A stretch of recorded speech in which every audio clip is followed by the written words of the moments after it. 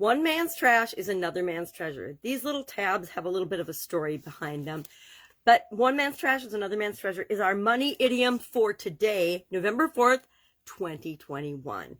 All November, we are talking about different money-related idioms on Supersize Your Business. Sharon Horne-Ellstrom here. And this is one of those idioms or expressions that's been around since the 1700s. Leonardo Coleman's in 1741 is credited with using it. And in the 17th century, there was a proverb that said, one man's meat is another man's poison. And there's all kinds of variations of that. But basically, what's good to one person is bad to another. What's bad to one person is good to another. And we see that in all areas and walks of life these days. Something that we think is bad for us might be totally good and fine for another person. Now, these little tabs, I started collecting these decades ago when I was down at Mayo Clinic. I went to Mayo Clinic when I was young for the first time. My mom had been there when we were when I was just probably 3 or 4 years old. My mom did a stint at Mayo Clinic in Rochester, Minnesota.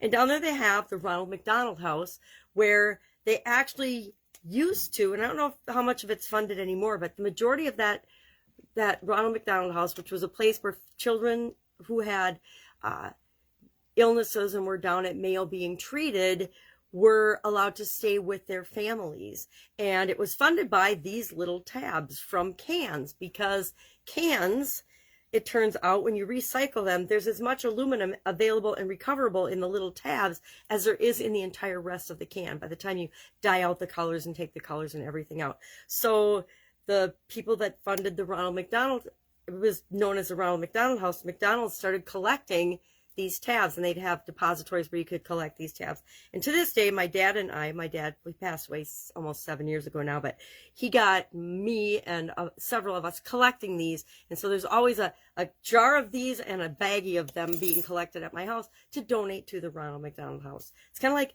cutting your hair for locks of love and donating your hair to people that need wigs and things. As you grow your hair out, women, I don't know how many men do this, but they probably do too, you can donate your hair to locks of love. So it's no longer important to you, it's trash to you, but it's a treasure to somebody that might be fighting cancer and need a wig or want a wig. So one man's trash is another man's treasure. What does this have to do with supersizing and growing our business? Well, to me, it reminds me that what I have to offer isn't for everyone. It's only for those unique, special people that I am here to serve. Just like your business isn't for everyone, it's for a unique and special group of people that you are here to provide value to. So our purpose is to find those people and serve those people to the best of our ability, not try to serve absolutely everyone on the planet. Because some people are going to love what we have to offer. Other people are going to think it's trash and it's worthless and that it's not valuable. So we're looking for the people that find value in what it is that we have to offer. Love to know your take on this particular proverb and idiom, one man's trash is another man's treasure. Is there something you collect? Obviously, I collect all kinds of things that a lot of people would think are not treasures, but they're treasures to me. Everything I collect has some meaning to me. Each item has its own story behind it. Otherwise, I wouldn't keep it. Unlike the tabs, which I collect to give away, everything I keep around me has some meaning and story behind it. So that's our idiom, our expression for today, our money-related idiom, one man's trash is another man's treasure.